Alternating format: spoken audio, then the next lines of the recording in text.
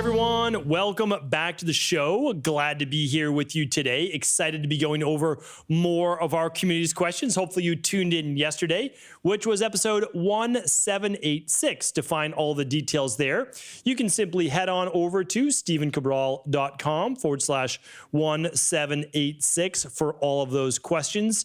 Today we'll be answering about another half dozen questions on all things wellness, weight loss, anti-aging, and as I always say, and everything in between. So yesterday, a lot of fun, though. Hopefully you did tune into that show. If not, obviously you can go back. You can listen to it after today's show. If you want to read along with the questions today, just head on over to stephencabral.com/1787. Hopefully you're familiar with the format of the show, been tuned in for at least a couple weeks or months or years. But what I do is every single weekend, I answer the questions that have come in from stephencabral.com/askcabral. That's where I answer the questions in the order that they've been received. And today we are picking right up on November 13th. So if you asked your question before November 13th, it's definitely been answered. And you can go back and you can tune into previous house calls if you missed your question. And then any question asked after, what will we get to today? Somewhere around November 16th or so. Yours will be coming up in a future show. All right, so first things first, let's dive right into the show. First question is from Mike. Mike is asking, Dr. Cabral, I wanted to know what causes a crack tongue and how could I treat it naturally to remove the cracks from the tongue? Is it a lack of drinking water? Well, that's a great question. So Mike, if you've been a long time listener to the show, you would have heard the first year of the Cabral concept on episode 331. That's why I don't repeat my shows. I really don't. Like I want to create the world's largest archive of natural health podcasts. Like that's it. So we're up to 1,787 shows. But if you go back, and I'm telling you, I do believe it's worth it. If you go back, you want to get yourself a rich functional medicine, integrative health-based knowledge base. Just take your time. Go back, listen to a couple of shows a day, start to just keep absorbing more of that knowledge. And then, of course, pass that knowledge on to friends, family members, your kids, whoever it might be. But on that show, I want you to go back, go to stephencabral.com/331, and you'll check out tongue diagnosis. Okay, so again, we're not diagnosing disease. There's no treatment protocols, cures, or diseases on the show. We're talking about, or disease diagnosis. We're talking about underlying root cause imbalances. So a cracked tongue in Ayurveda can be a sign of high vata. And vata can mean anxiety, nervousness, dehydration, like any one of those things, and namely malnutrition. So typically when I see a fissure or a crack down the middle of the tongue or anywhere on the tongue, I'm oftentimes thinking vata-based disturbance, malnutrition, vitamin deficiency, possible dehydration. So that's what I would look at first. And of course, you can back these up first. You can start drinking more water, electrolytes, especially if you're a vata body type. But then you can look at, just even adding something in like the daily foundational protocol over at eco.life, then you would get all of your nutrients in 6 weeks. Is it gone? Like that's what I would look at, adding in that smoothie and everything every day. So great question. Thanks, Mike, for writing in. Hopefully that answered your question. If not, check out episode 331. It goes through the whole tongue diagnosis for all different things going on with the tongue. And everyone should check out that show. I think it's fun. All right. Mike's up. Could be the same Mike. Hi, Dr. Cabral. I want to know if I could use bone broth powder to seal up leaky gut. I'm allergic to glutamine. I get headaches, joint pain, and accelerated heartbeats. Okay, so Mike, some people are sensitive to glutamine. There's no doubt about it. But oftentimes, those same people that are sensitive to glutamine are not going to do well with bone broth, and especially bone broth powder. Here's why. Bone broth is going to contain glutamine, right? So that's going to be an issue. Also, you might have an issue with sulfur-based amino acids in general. And if you have an issue with sulfur-based pathway breakdowns, then bone broth is going to be loaded in sulfur. So you could have an issue with that as well. So, and here's the other thing. Bone broth is going to be higher in histamines. And if you have sulfur detox pathway issues, you might have an issue with histamines as well. So I don't think the bone broth powder is going to be the way to go. Fresh bone broth will definitely be less histamines in that because it's not aged. So you could try fresh bone broth. You could try just straight zinc carnosine. You could use aloe vera. What else can I recommend to you? There was one that I just did a show on. It's coming to me right now. Just did a show on it.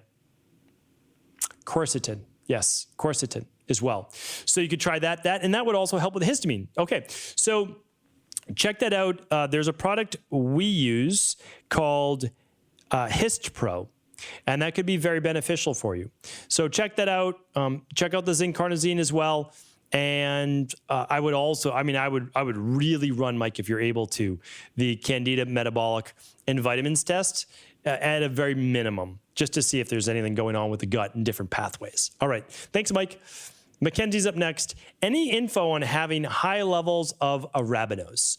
No other yeast showed high.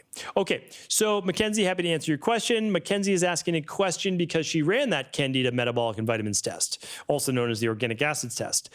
I believe there's 72 markers in that test. The 7th marker is Arabinose. I've read this lab tens of thousands of times.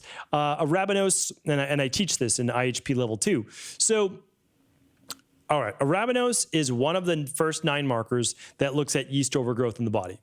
Sometimes people will show high in Arabinose and nothing else. Well, Arabinose is the most common because it's also the most, I always use the word prolific. It's the wrong word to use, but it also makes a little bit of sense, meaning like if you're going to show a high marker, most likely it's going to be number 7 for Arabinose. And that's because you produce the most, like yeast produces the most of it from its metabolic breakdown and its pathways. Namely from hyaluronic acid. So maybe that gave you a little tip. If you're someone that consumes a supplement with hyaluronic acid, it may raise Arabinose levels. Okay, so there's one explanation that maybe it's not yeast, maybe it's you're taking hyaluronic acid. Or maybe you're taking very high levels of vitamin C. It's possible, that's why we don't have people take high levels of vitamin C before this lab. It could raise Arabinose. Now, the other possibility is you did not exclude the apples, grapes, pears, and cranberries, right, on that list. Apples, grapes, pears, and raisins, which it says to eliminate 24 hours before, because that can raise Arabinose. And the last part is you could be taking food-based supplements made from yeast. Like a lot of people like to say, oh, my vitamin's made from food. Well, it's typically not. It's typically made from yeast, which is definitely not a food, but that can raise Arabinose as well. So it's most likely one of those factors. And if you don't have any symptoms, I don't worry too mumuch about it if Arabinose is the only one that's elevated. Now, if you have symptoms, then I do worry about it. Okay. Hopefully that was helpful. Okay. So next up is Tobia or Tobias. Dear Dr. Cabral, my name is Tobias. Tobias, sorry that I didn't mispronounce that. I think it's just because the S is missing in the beginning. It says Tobia. I'm going to put it in as Tobias. I've been following your Instagram for a while now and continue to find it really inspiring. I would be very interested in hearing your thoughts on the relevance of toxins in conventional clothing as I'm trying to figure this out for myself at the moment. On one hand, you read about toxins, including the dye itself remaining in the fabric even after many washes, and tiny amounts being able to absorb through the skin or being inhaled as dust particles. On the other hand, many people in holistic health field appear to wear mostly non-organic brands, assuming the items have been washed before first wear. Is the impact on the body so tiny as to be completely irrelevant even long term? Meaning that only considering personal health, environment, etc. aside, it does not make any difference which clothes you wear, including underwear and socks. What about the sometimes even invisible rubbing off of denim dye even after washing? What about absorbing toxins from shoes when sweating?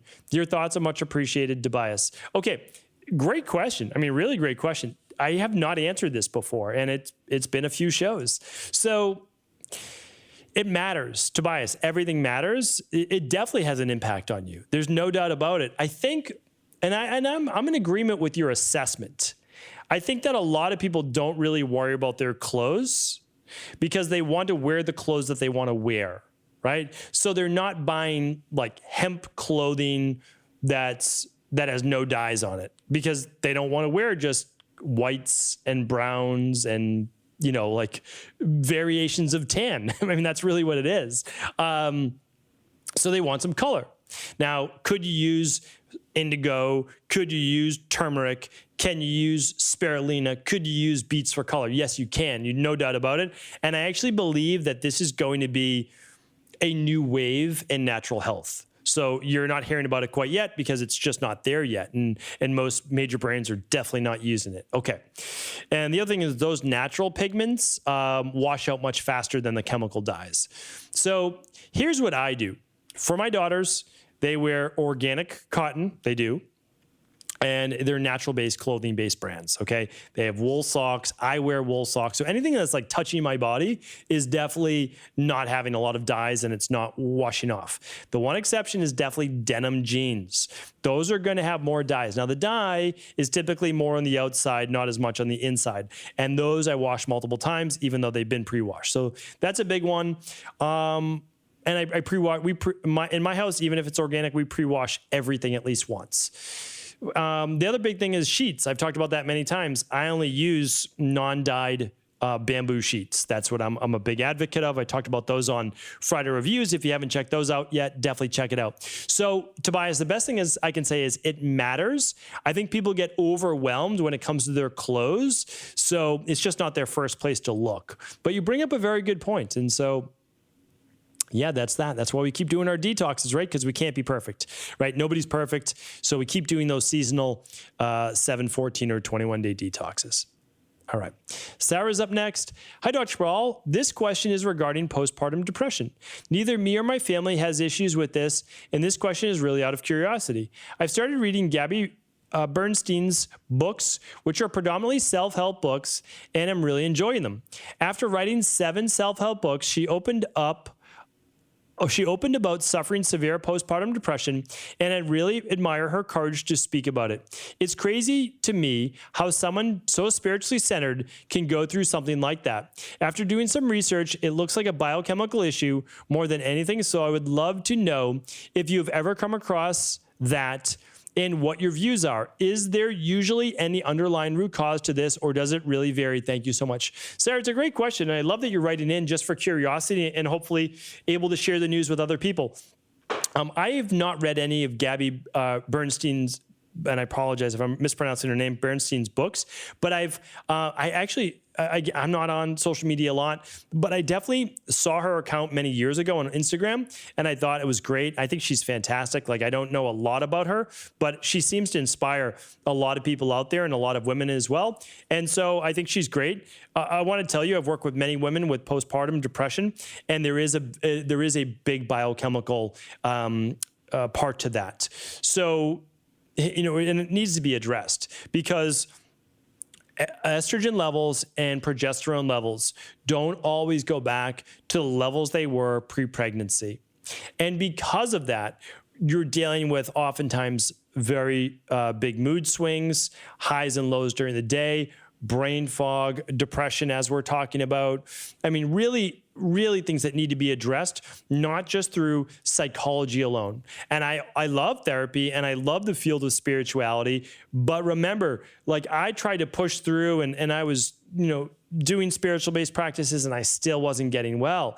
I had chemical issues. I had a lack of cortisol. I had gut-based issues. So I would really encourage any woman going through postpartum depression right now to run the stress hormones, mood, and metabolism test. At the very least, I would run the big 5, but if you can only run one, I would run the stress hormones, mood, and metabolism test. Just go to equa.life.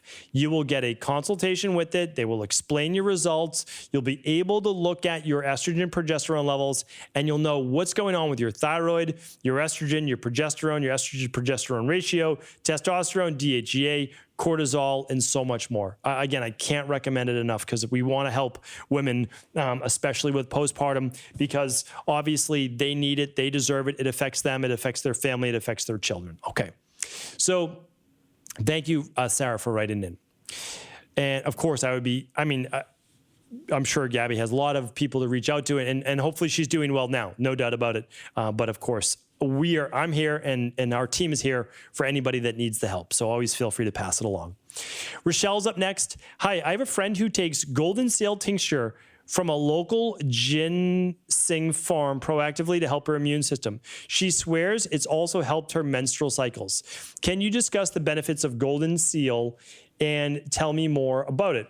And this is coming in from Rochelle. I'm going to type this into my podcast page because I'm pretty sure I've spoken about Goldenseal at stephencabral.com/podcast. Let's try to type it in. I won't go too quickly here. I am not finding it on my podcast. All right. Well, let me talk about Goldenseal.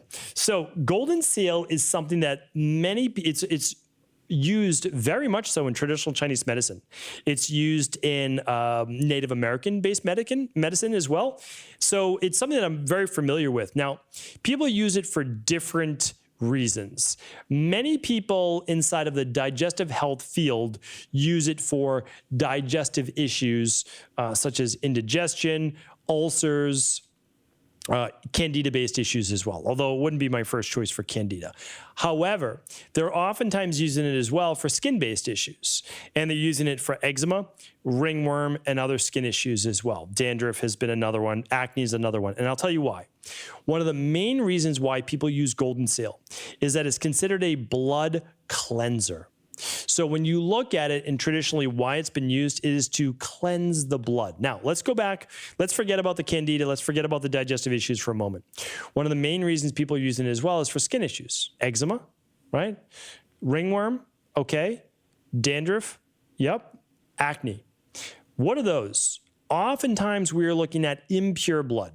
Food sensitivities, yes, Candida potentially with the ringworm, the dandruff as well, potentially from Candida, dry scalp, acne from bacteria, other issues inside the blood. Well, Goldenseal has been used as basically a natural antibacterial, a natural blood cleanser. So that is why a lot of people use Goldenseal and do like it. I don't use it a lot in my practice, almost never. I mean, I really don't use it that much.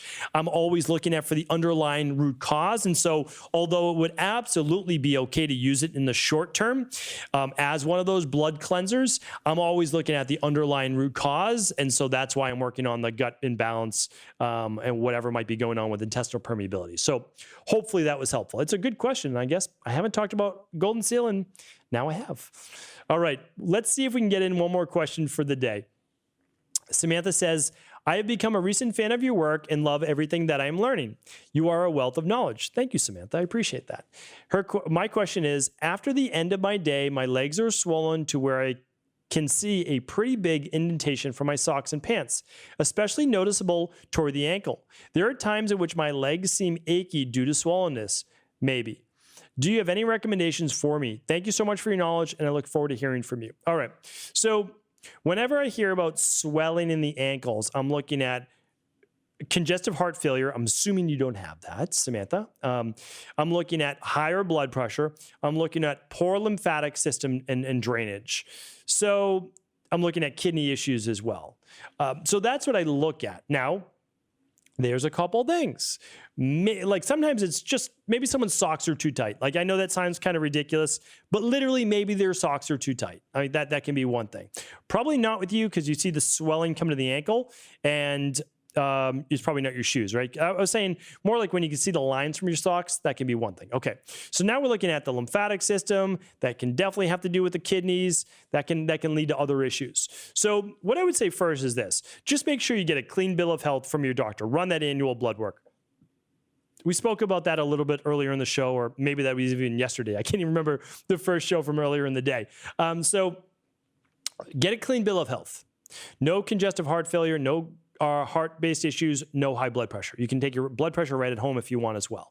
Okay, so let's look at that. All right, next up, we want to look at your sodium to potassium balance and your sodium to magnesium balance. After you get a clean bill of health, I would run the big five if possible. You want to make sure omega-6s aren't too high, but if you can't run the big five, run the starter kit.